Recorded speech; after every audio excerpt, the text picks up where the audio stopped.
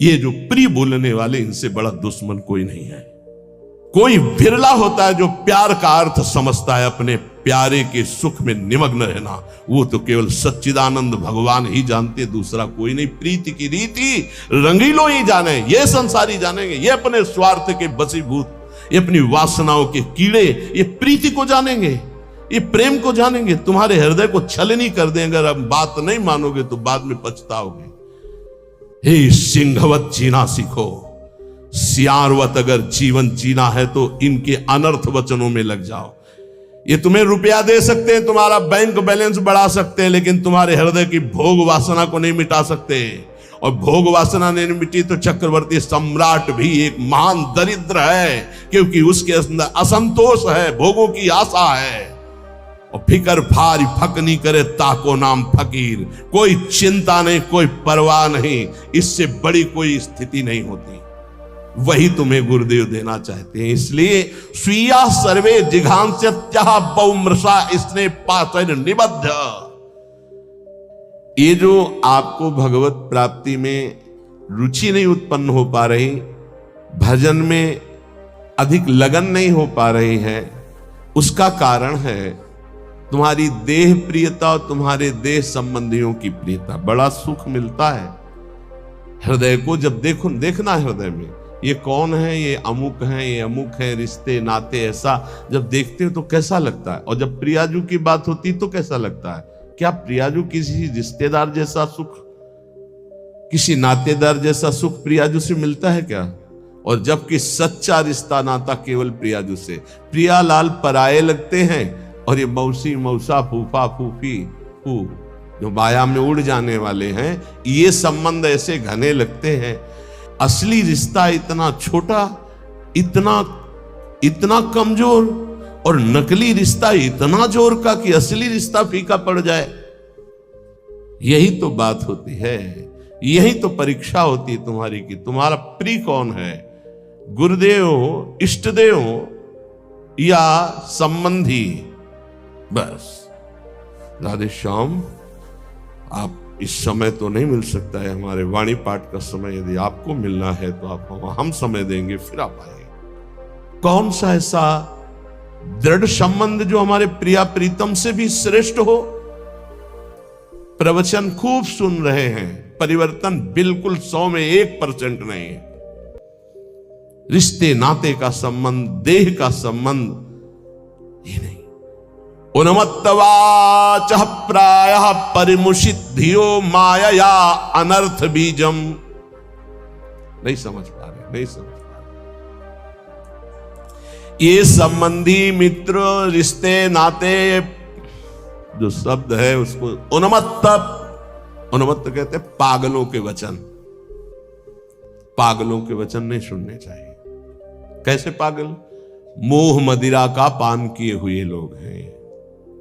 मोह मदिरा ये केवल धाम है वृंदावन, इसलिए कोई जान पाया कि हम जिंदा हैं कि नहीं। नहीं, पीछे कोई जान नहीं पाया कि जीवित है कि नहीं है, मृत्युलोक में है भी कि नहीं है, कभी नहीं। उन्मत्त प्रायः वाचः परिमुषितो धियो माया अनर्थ बीजम।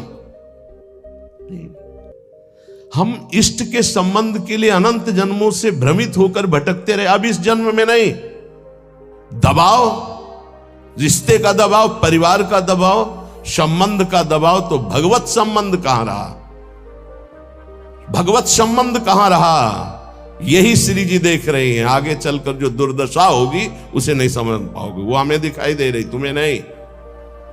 इसलिए बिल्कुल संभल जाओ, अब भी संभल जाओ। बार बार कहते हैं उन्मत्त प्रायवाचः परिमुषितो धियो माया अनर्थ बीजम। ये अनर्थ का बीज बोने वाले परिवार के जन होते हैं। अनर्थ का बीज ये उन्मत्त मोह मदिरा का पान करके बात करने वाले होते हैं।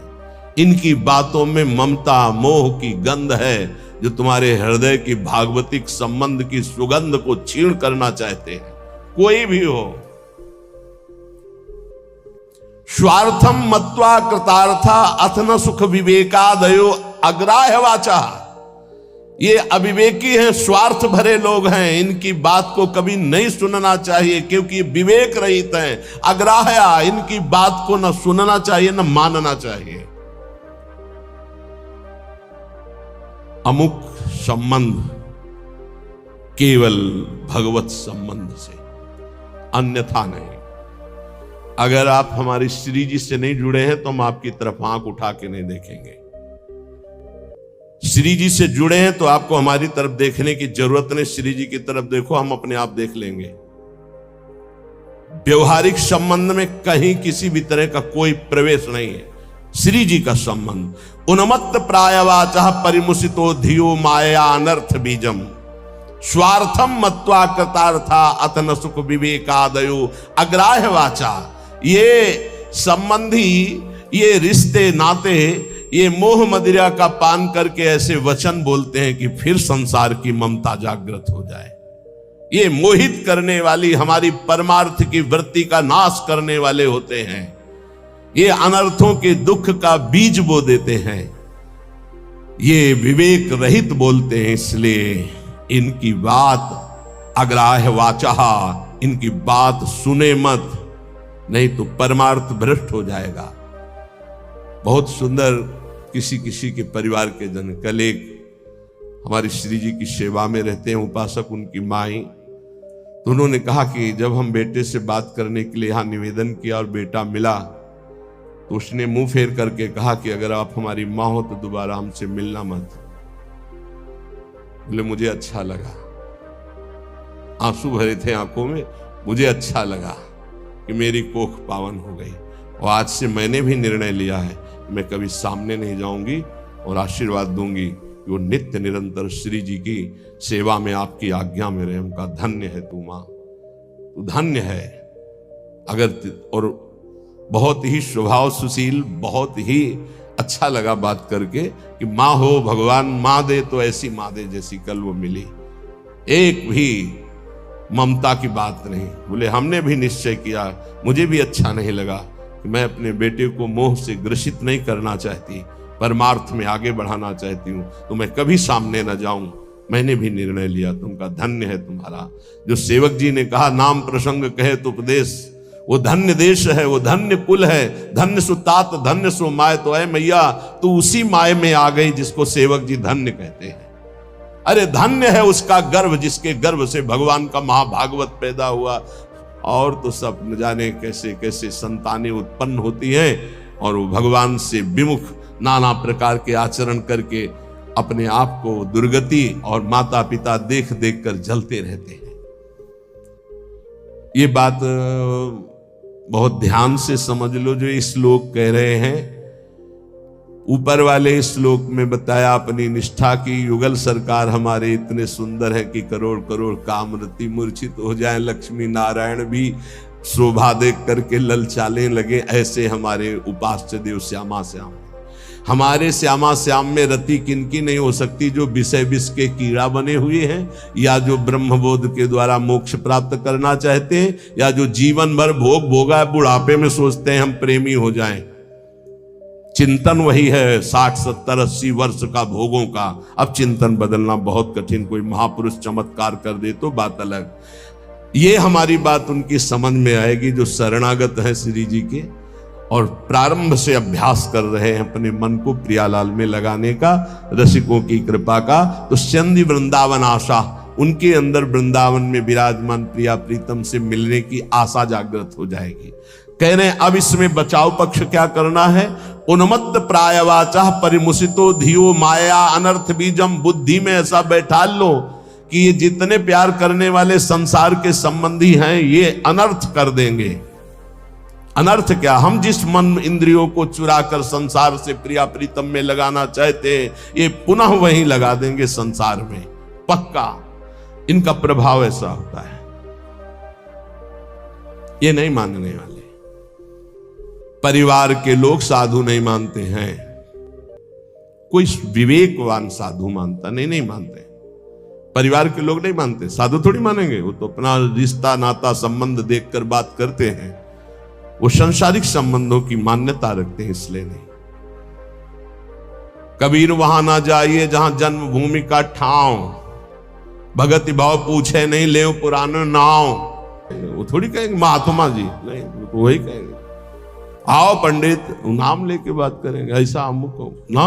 कबीर वहां ना जाइए जहां जन्म भूमि का ठाव, भगति भाव पूछे नहीं ले पुराने ना। वही संसार की वार्ता। अनर्थ बीजम बड़ा आकर्षण है, परिवार वालों का बड़ा आकर्षण है। आप देखो अंदर से देखो, 20 वर्ष नहीं देखो, फिर देखो भैया है हमारे, ये अपन अमुक है हमारे अमुक। और श्री जी को 20-25 वर्ष से नाम जप रहे हो, शरणागत हो, ये कभी नहीं आया कि आराध्य देव मेरे, जीवन धन मेरे। ऐसे धिक्कार है इस मन बुद्धि को कि जो अनंत जन्मों से हमारे हैं वो हमारे पराये नजर आते हैं, जो बिल्कुल हमारे नहीं, जिनको हम जानते नहीं है, अब भी नहीं जानते कि भाई के रूप में कौन अंदर विराजमान है, बहन के रूप में कौन अंदर विराजमान, हम नहीं जानते, केवल ढांचे को मानते हैं। ये ढांचा मेरा भाई है बहन है, और ढांचे के अंदर बैठा परमात्मा, उससे कोई परिचय नहीं है।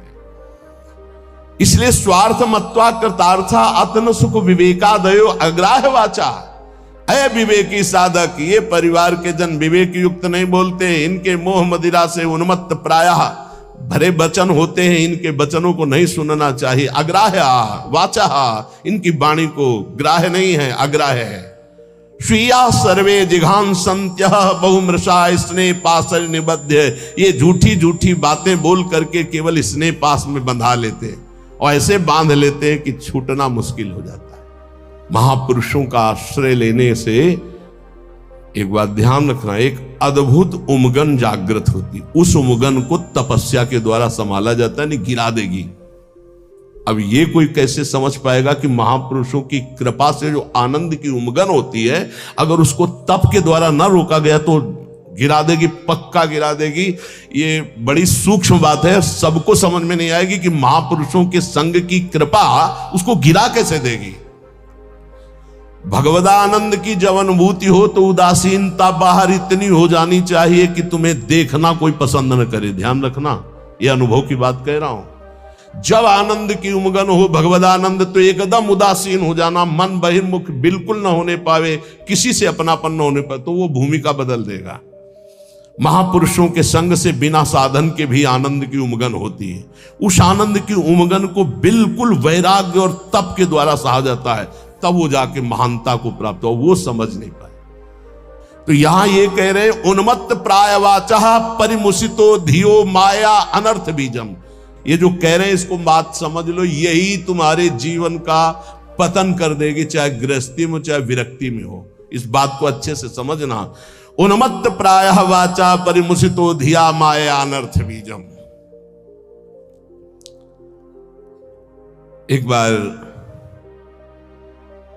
जब परिवार के जन सामने हो और तुम उनमें भगवत भाव प्रणाम करके अपनी भाषा बोलना वैराग्य की, फिर देखना तुमसे कौन प्यार करता है। तुम उनकी भाषा में मत आ जाना, अपनी भाषा में बोलना जो साधु की भाषा होती है, फिर तुम्हें असलियत में समझ में आएगा कि कौन प्यार करता है, कोई नहीं। जब तुम उनकी भाषा बोलते हो तब बात, अपनी भाषा में सदैव हो, भक्त अपनी भाषा में। ये जीवन अब ऐसा दांव नहीं हमें चूकना कि इस जन्म में मुझे भगवत प्राप्ति न हो। ये बहुत अंदर की बात समझ लेना। उन्मत्त प्रायवाचा परिमुसितो धियो माया अनर्थ बीजम, बिल्कुल 100%।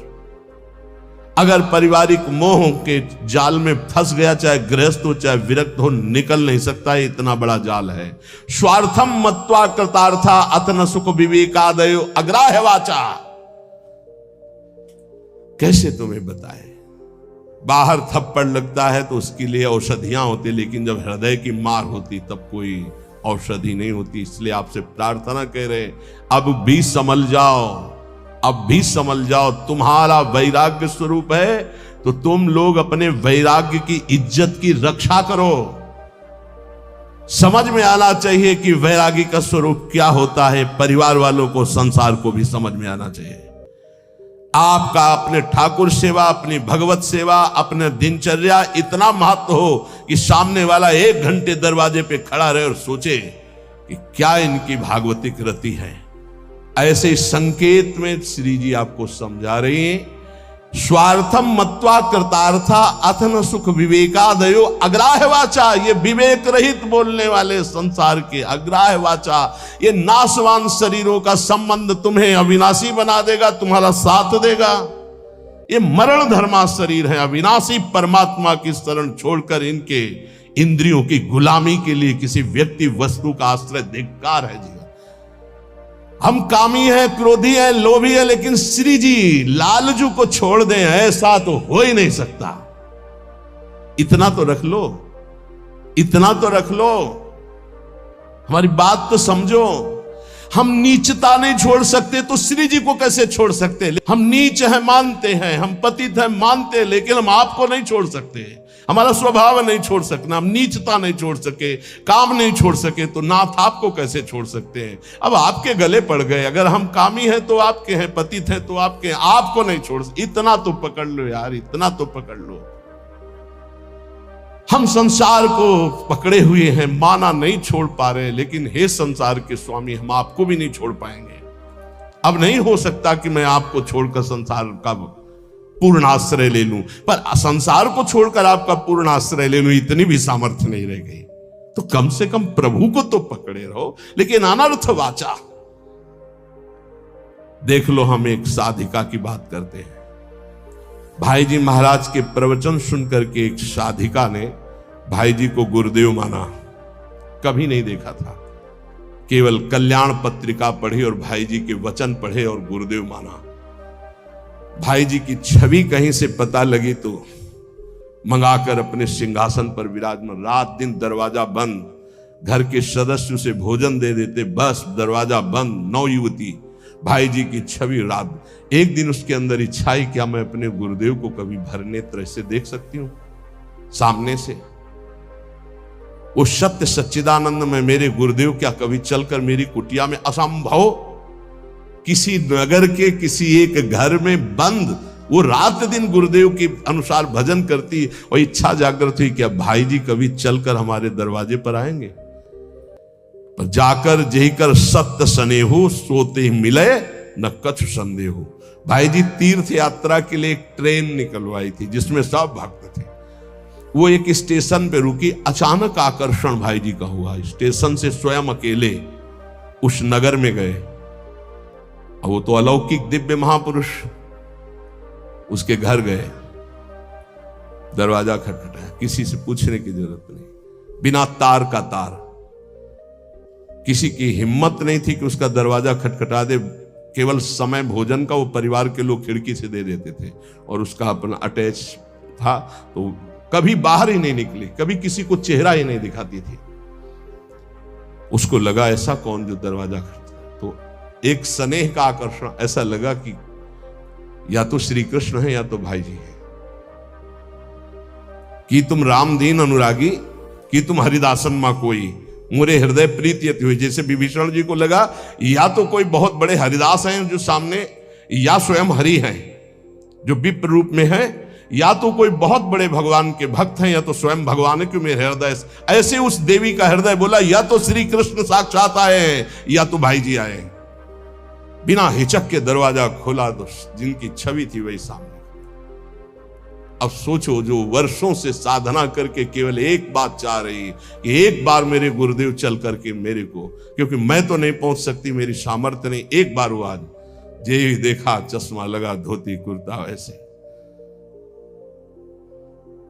अब वहां नेत्रों से बात होती, बोलने की हिम्मत नहीं रहेगी। अंदर गए, दरवाजा बंद, रो पड़ी। चल भाई जी ने कहा कि श्री कृष्ण की अपार कृपा पर है। कहा बस अब मुझे और कोई श्री कृष्ण नहीं चाहिए, हो गया। मेरी आखिरी इच्छा थी कि गुरुदेव एक बार मुझे साक्षात दर्शन। थोड़ी देर में कृष्ण ने कहा मेरी एक प्रार्थना है, अब आप दोबारा कभी यहां बताइएगा। भाई जी ने कहा ऐसा क्यों कहा? बोले आप जब आओगे तो अब हजारों लोग आएंगे, और मैं ये नहीं जानती कि आप भी अब जान पावे कि मैं आपको कितना प्यार करता हूं। ये जीवन सिर्फ आपके लिए है, और आपके लिए होते हुए भी आप भी न जान पाए कि मैं आपको कितना प्यार करती हूँ। बस जैसे अभी तक थी वैसे ही रहना चाहती हूँ, अब दोबारा कभी भाई। तो भाई जी ने उसके लिए पद लिखा है, पद रचना की। और पूज्य राधा बाबा से जब ये बात कही तो राधा बाबा ने इसे प्रकाशित किया, नहीं भाई जी इसे प्रकाशित भी नहीं करते। कि धन्य है वो देवी जो ऐसी एकांत पूरा जीवन भजन करके पूरा कर दिया, कोई जान नहीं पाया उसको।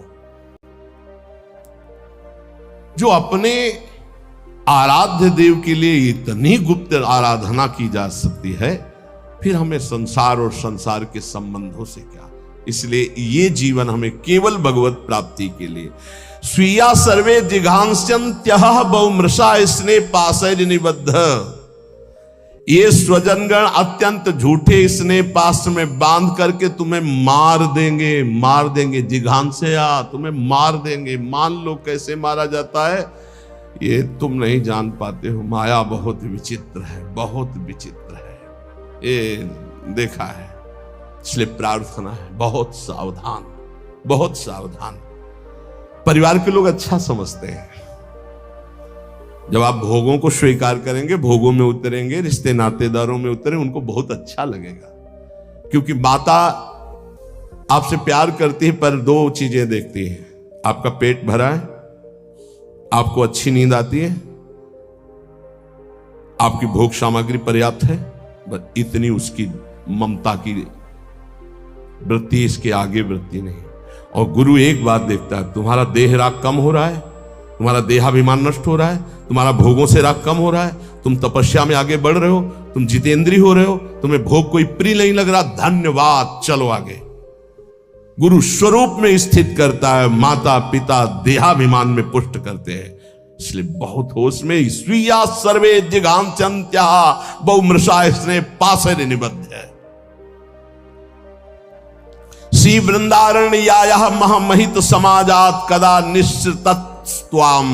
हे भाई, वृंदावन में केवल रसिक समाज को अपना समझो, उनको पाकर आश्रित हो जाओ, और सब अनिष्टकारी समाज है, अनिष्टकारी।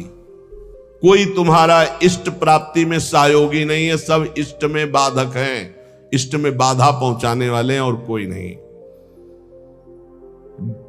एक बात अच्छे से समझ लो, अगर हमारी कहीं दुर्गति होती है तो देह और देह संबंधी भोग और देह संबंधी रिश्ते नाते यही दुर्गति का कारण बनते हैं। इसलिए हे उपासक, अपने ऊपर कृपा करो, अपनी दिनचर्या अपने इष्ट के बराबर किसी को मत मानो। इष्ट और इष्ट की दिनचर्या तुम्हारी इतनी प्रवीण, इतनी सुदृढ़ होनी चाहिए कि हम समय देंगे तुम्हें मिलने के लिए, हमारी रुचि होगी तो। तुम्हारे समय में हम अपने समय को बर्बाद नहीं करने, लेकिन समय बर्बाद पहले ही कर रहे, उनके समय का महत्व क्या रहा।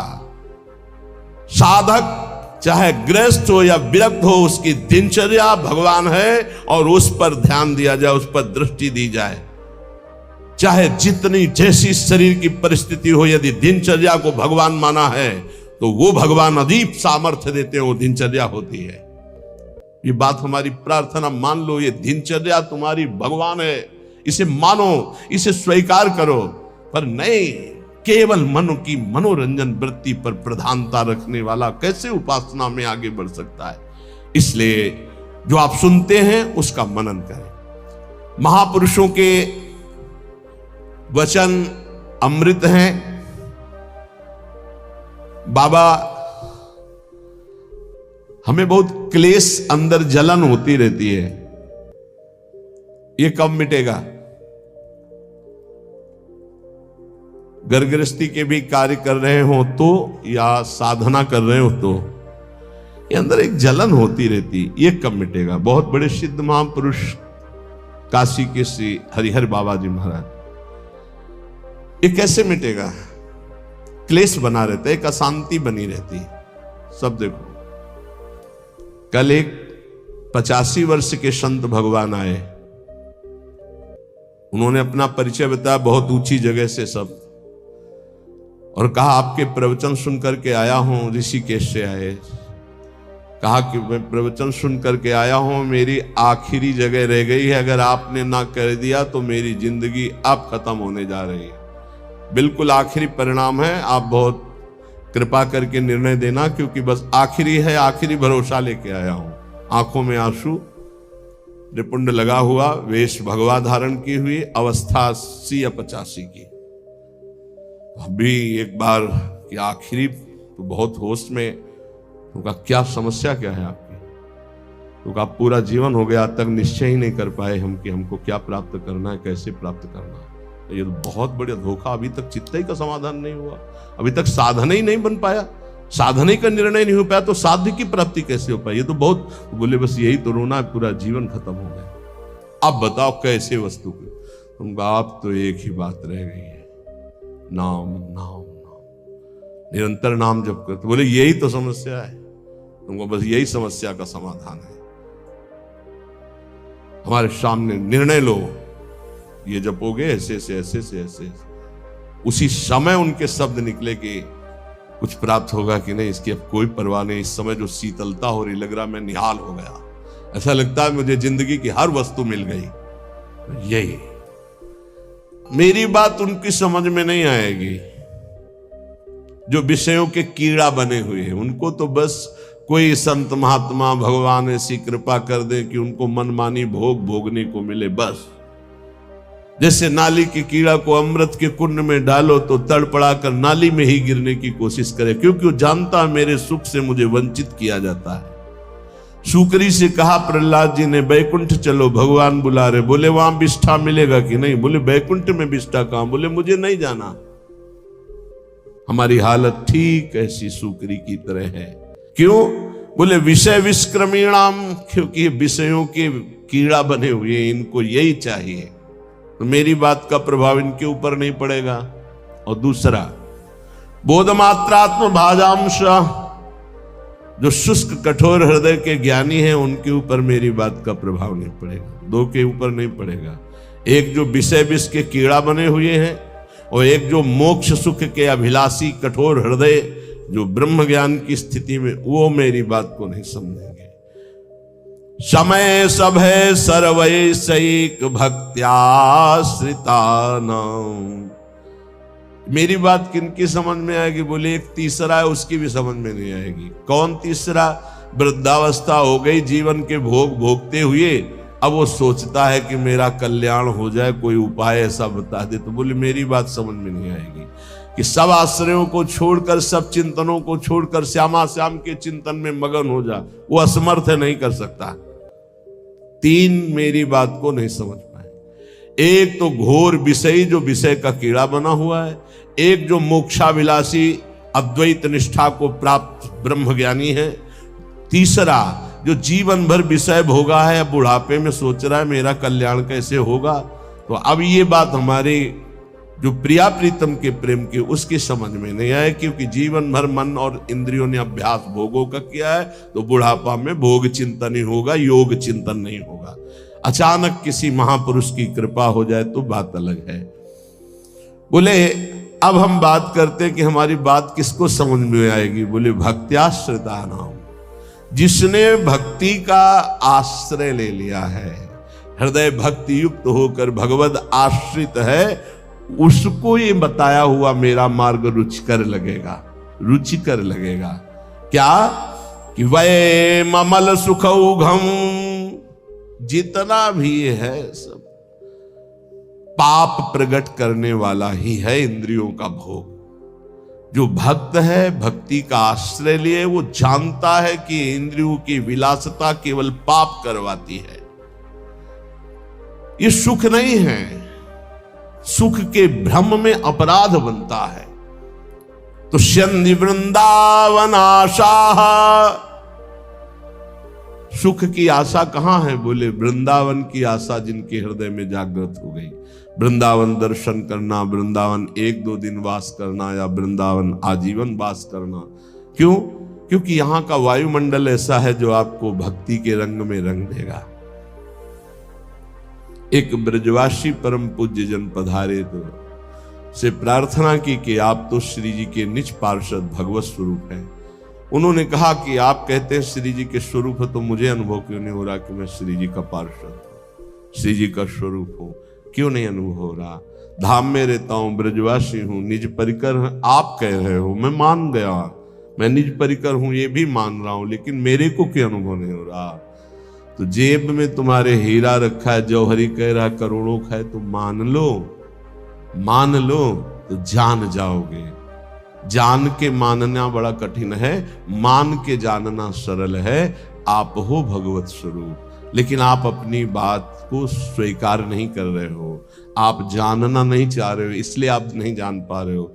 बाहर से आया हुआ जानना चाहता है तो वो जान जाता है, घर में रहता हुआ जानना नहीं चाह रहा, इसलिए वो नहीं जान पा रहा है। अगर वो जानना चाहे तो बहुत जल्दी जान जाए कि उसका जन्म ही भगवत स्वरूप हुआ है। इस रज में जो उद्धव शनकादि शिवादि रज चाहते, माँ के गर्भ से सीधे इस रज में आया, अहो भाग्य। निज वो भगवत पार्षद है, पूर्व में उसका बहुत बड़ा भजन बन गया है। अब वो अपने स्वरूप को भूल करके फिर व्यवहार में फंस गया, इसलिए अपने स्वरूप को नहीं जान पा रहे। जानना चाहे तो बहुत जल्दी जान लो, ना जानना चाहे तो पूरा जीवन निकल जाएगा, वो जान नहीं पाएगा। जैसे भगवान श्री द्वारिकाधीश इतने बड़े परिवार में साथ रहते थे, कोई बिरला जान पाया कि सच्चिदानंद है, नहीं भगवान को भगवान नहीं जान पाया, भगवान को भगवान के रूप में नहीं जान पाए। सब यदुवंशी नहीं जानते थे कि ये कौन हमारे बीच में विराजमान है, कोई जानता था, बिरला उनमें से कोई जानता था कि साक्षात परब्रह्म परमात्मा द्वारिकाधीश श्री कृष्ण के रूप में विराज